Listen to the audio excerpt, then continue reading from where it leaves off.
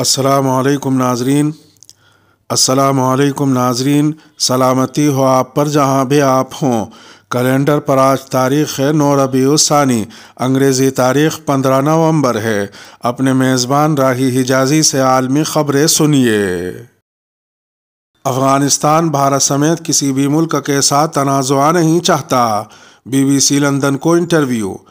افغانستان کے قائم مقام وزیر خارجہ ملا امیر خان متقی نے کہا ہے کہ افغان طالبان پاکستان اور کل عدم تحریک طالبان پاکستان کے درمیان ثالثی کا کردار ادا کر رہے ہیں، لیکن ابھی تک کوئی معاہدہ نہیں ہو سکا ہے۔ BBC اردو کے ساتھ ایک انٹرویو میں انہوں نے کہا کہ افغان طالبان پاکستان میں دونوں فریقوں کی خواہش پر ثالث کے طور پر کام کر رہے ہیں۔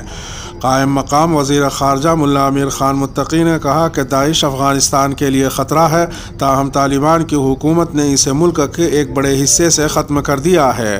ان کا کہنا تھا کہ طالبان نے ان علاقوں کو داعش کی موجودگی سے پاک کر دیا ہے جہاں وہ موجود تھے، جہاں کابل کی سابق حکومت تھی۔ ملا امیر خان متقی نے کہا کہ طالبان کے کنٹرول کے بعد داعش نے مخصوص علاقوں میں جمع ہونا شروع کر دیا تھا، لیکن طالبان کی حکومت نے انہیں کنٹرول کر لے اور انہیں مخصوص علاقوں تک محدود کرنے کے لیے مؤثر اقدامات کیے۔ انہوں نے کہا کہ مساجد جیسی جگہوں پر دہشت گردی کے واقعات ہوتے ہیں جو دنیا میں کہیں بھی ہو سکتے ہیں۔ بھارت کے ساتھ تعلقات کے بارے میں پوچھے گئے سوال پر افغان عہدیدار نے کہا کہ افغانستان بھارت سمیت کسی بھی ملک کے ساتھ تنازع نہیں چاہتا۔ انہوں نے کہا کہ ہم نہیں چاہتے کہ افغانستان کا کسی دوسرے ملک کے ساتھ تنازع ہو یا ایسے چیلنجز پیدا ہوں جن سے ہماری قوم متاثر ہو، اس لیے ہم اس معاملے پر کام جاری رکھیں گے۔ اس سوال پر کہ کیا بھارت کے ساتھ افغانستان کے قریبی تعلقات پر چین یا پاکستان کی طرف سے رد عمل آیا ہے، ملا امیر خان متقی نے ماسکو میں ہونے والی حالیہ ملاقاتوں کا حوالہ دیا۔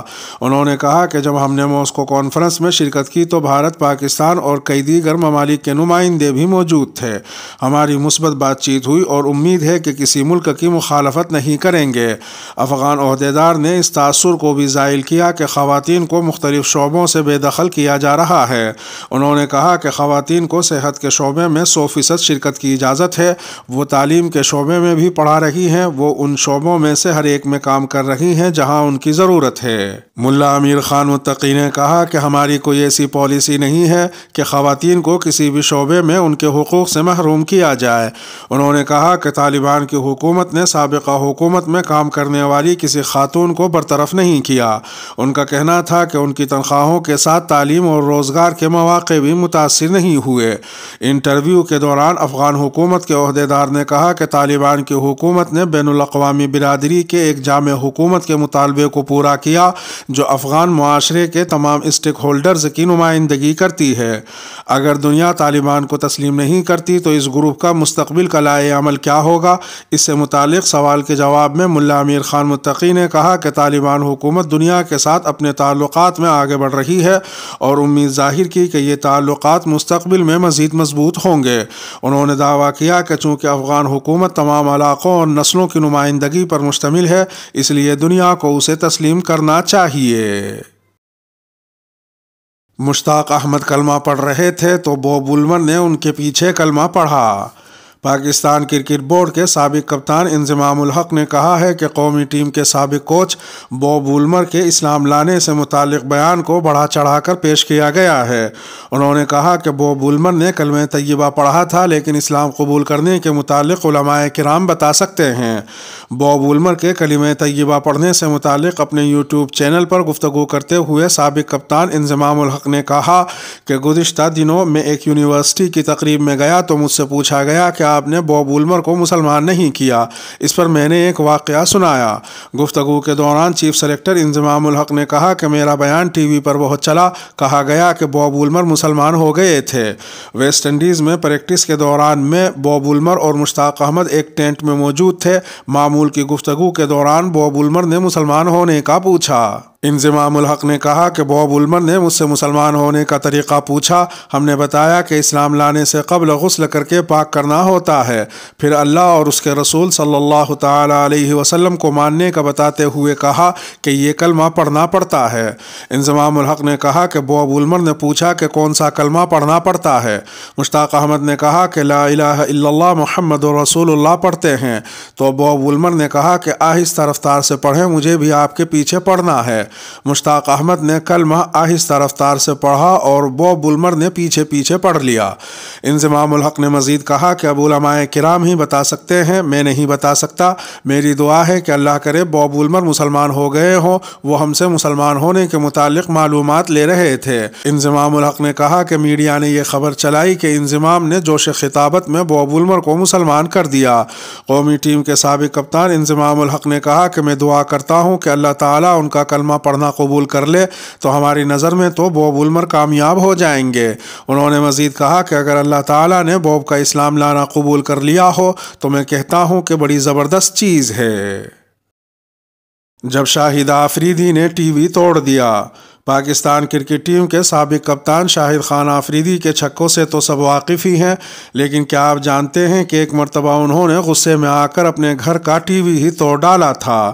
بوم بوم آفریدی 2017 میں نجی ٹی وی چینل کے ایک پروگرام میں شریک ہوئے تھے، جس میں انہوں نے اعتراف کیا کہ ایک مرتبہ انہوں نے گھر کا ٹی وی توڑ دیا تھا۔ شاہد آفریدی نے ہنستے ہوئے بتایا کہ میں نے بیگم کی وجہ سے ٹی وی توڑا تھا۔ پہلے ہمارے یہاں بھارتی چینل کے ڈرامے بہت چلتے تھے، میں بیگم کو منع کرتا تھا کہ اکیلے میں ڈرامے دیکھ لیا کرو، لیکن بچوں کو نہ بٹھایا کرو۔ انہوں نے کہا کہ ایک دن گھر آیا تو دیکھا کہ بھارتی ڈرامہ چل رہا ہے اور میری بیٹی ٹی وی کے سامنے کھڑے ہو کر آرتی اتار رہی ہے۔ میں نے غصے میں کوہنی مار کر ٹی وی کو دیوار کے اندر کر دیا۔ شاہد آفریدی کا کہنا تھا کہ بچوں کی تربیت بہت ضروری ہے۔ آج کل کی مائیں بچوں کے رونے پر انہیں آئی پیڈ، آئی فون یا ٹی وی کھول کر دے دیتی ہیں۔ خواتین کے پاس اتنا وقت نہیں کہ بچوں سے بیٹھ کر بات کریں۔ کرپٹو کرنسی کی تجارت اسلامی قوانین کے خلاف۔ آبادی کے لحاظ سے دنیا کے سب سے بڑے اسلامی ملک انڈونیشیا کی طاقتور علماء کونسل نے اپنے ایک فتوے میں کہا ہے کہ بٹ کوئن اور دیگر کرپٹو کرنسیوں کی تجارت اسلامی قوانین کے منافی ہے۔ موصولہ رپورٹس کے مطابق انڈونیشی علماء کونسل نے اپنے ایک نئے فتوے میں کہا ہے کہ کرپٹو یا ڈیجیٹل کرنسیوں کے لین دین کی ان کے اسلامی قوانین سے متصادم ہونے کی وجہ سے اس جنوب مشرقی ایشیائی ملک میں اجازت نہیں ہونی چاہیے۔ انڈونیشی علماء کونسل کے فتوے جاری کرنے والے شعبے کے سربراہ نے فرانسیسی نیوز ایجنسی AFP کو بتایا کہ ڈیجیٹل اثاثوں کے طور پر کرپٹو کرنسی کی خرید و فروخت اس لیے غیر قانونی ہے کہ اس میں بے یقینی کا عنصر پایا جاتا ہے اور اسی پہلو سے یہ عمل حرام ہے۔ یہ عمل ایسے ہی ہے جیسے کوئی جوئے کے لیے شرط لگائے۔ انہوں نے مزید کہا کہ ایسی کرنسیوں کی قدر و قیمت اتنی تیزی سے اتار چڑھاؤ کا شکار ہوتی ہے کہ اس وجہ سے وہ اسلامی احکامات اور قوانین کے منافی ہے۔ واضح رہے کہ انڈونیشی علماء کونسل نے اپنا یہ فتویٰ ملک کے مرکزی بینک کے اس حالیہ اعلان کے بعد جاری کیا ہے، جس میں کہا گیا تھا کہ بینک اپنی ایک ڈیجیٹل کرنسی جاری کرنے پر غور کر رہا ہے۔ لیبیا کے سابق سربراہ معمر قذافی کے بیٹے کا صدارتی امیدوار بننے کا فیصلہ۔ لیبیا کے سابق سربراہ معمر قذافی کے بیٹے سیف الاسلام قذافی نے ملک میں اگلے ماہ ہونے والے صدارتی انتخابات میں شرکت کرنے کے لیے خود کو بطور امیدوار رجسٹر کروا لیا ہے۔ سیف الاسلام قذافی کے بارے میں کہا جاتا تھا کہ وہ معمر قذافی کے جانشین بنیں گے، لیکن 10 برس قبل ملک میں مظاہرین پر مظالم کرنے کے باعث ان کی ساکھ کو بہت نقصان پہنچا۔ سن 2011 سے لے کر اب تک ملک میں پیدا ہونے والی شورش کے باعث لیبیا میں حالات بہت مخدوش ہیں۔ انسانی حقوق کی تنظیموں کو خدشہ ہے کہ 24 دسمبر کو ہونے والے انتخابات آزاد اور شفاف نہیں ہوں گے۔ سیف الاسلام قذافی کی تصاویر اور ویڈیو سوشل میڈیا پر چلتی نظر آ رہی ہیں، جن میں وہ انتخابات کے ایک پوسٹر کے سامنے موجود ہیں اور انتخابات دستاویزات پر دستخط کر رہے ہیں۔ روایتی لیبین لباس میں ملبوس اور چہرے پر داڑھی رکھے ہوئے سیف الاسلام کیمرے کو دیکھ کر قرآن کریم کی آیت پڑھتے ہیں اور اس کے بعد کہتے ہیں کہ خدا کا کرنا ہمیشہ پورا ہوتا ہے۔ ہے۔ قابل ذکر ہے کہ سیف الاسلام قذافی ابھی بھی انٹرنیشنل کرمنل کورٹ کو جنگی جرائم پر مطلوب ہیں، تاہم انہوں نے آہستہ آہستہ اپنے عوام کے سامنے آنا شروع کر دیا ہے، اور اس کے علاوہ انہوں نے امریکی اخبار نیو یارک ٹائمز کو انٹرویو بھی دیا تھا۔ واضح رہے کہ لیبیا میں برسوں کی خانہ جنگی کے بعد اس وقت ایک عارضی حکومت قائم ہے، لیکن ملک میں عدم استحکام ہے۔ حکومت اور مخالفین میں اختلاف کے باعث صدارتی انتخابات کے بھی متاثر ہونے کے خدشات ہیں۔ مولانا طارق جمیل کے روڈ حادثے کی خبریں جھوٹی قرار۔ سوشل میڈیا پر معروف عالم دین اور مبلغ مولانا طارق جمیل کے روڈ ایکسیڈنٹ اور شدید زخمی ہونے کی اطلاعات پر مبنی خبروں میں کوئی صداقت نہیں ہے۔ ذرائع کے مطابق مولانا طارق جمیل کا کوئی ایکسیڈنٹ نہیں ہوا، نہ ہی ان کے بیٹے کا ایکسیڈنٹ ہوا ہے، جبکہ وائرل ہونے والی تصویر آزاد جمیل نامی شخص کی ہے جس کا 2019 میں روڈ ایکسیڈنٹ ہوا تھا۔ واضح رہے کہ گزشتہ روز سے سوشل میڈیا پر مولانا طارق جمیل کے حادثے میں زخمی ہونے کی خبریں گردش کر رہی تھیں، جن میں مذہبی اور عوامی حلقوں میں شدید تشویش پائی جانے لگی تھی، جس کے بعد متعدد افراد کی جانب سے مولانا طارق جمیل، ان کے مدرسے جامعہ الحسنین اور ان کے بیٹے سے رابطے کیے جانے لگے تھے، جس کے بعد مولانا طارق جمیل کے آفیشیل اکاؤنٹ پر باقاعدہ وضاحت جاری کی گئی۔ مولانا طارق جمیل کے آفیشیل فیس بک اکاؤنٹ سے جاری پیغام میں بتایا گیا ہے کہ مولانا طارق جمیل کے حادثے کے حوالے سے چلنے والی خبریں جھوٹی اور بے بنیاد ہیں۔ سوشل میڈیا اکاؤنٹ پر یہ بھی کہا گیا ہے کہ الحمدللہ مولانا بالکل ٹھیک اور خیر و عافیت سے ہیں۔ معلوم رہے کہ سوشل میڈیا پر گردش تصویر آزاد جمیل نامی شخص کی ہے، جو باقاعدہ عالم دین ہے نہ مبلغ، تاہم ذاتی شہرت کے لیے آزاد جمیل نامی شخص مختلف محافل میں خود کو طارق جمیل کا فرزند کہلواتا ہے۔ اس حوالے سے بھی مولانا طارق جمیل اس کی تردید کر چکے ہیں۔ آزاد جمیل نے مولانا طارق جمیل کا انداز خطابت اختیار کیا ہوا ہے اور نام کے ساتھ جمیل کا لاحقہ لگا کر خود کو عوامی حلقوں میں مولانا طارق جمیل کا بیٹا ظاہر کر کے مختلف مفادات بھی سمیٹنے کی اطلاعات ہیں۔ زلزلے سے ایرانی صوبے ہرمزگان میں پہاڑ لرز اٹھے۔ ایرانی صوبے ہرمزگان میں زلزلے کے شدید جھٹکے محسوس کیے گئے ہیں۔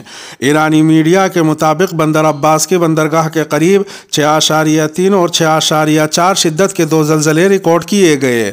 ایرانی میڈیا کے مطابق زلزلے کی شدت سے عمارتیں لرز اٹھی اور شہری گھبرا کر گھروں سے باہر نکل آئے۔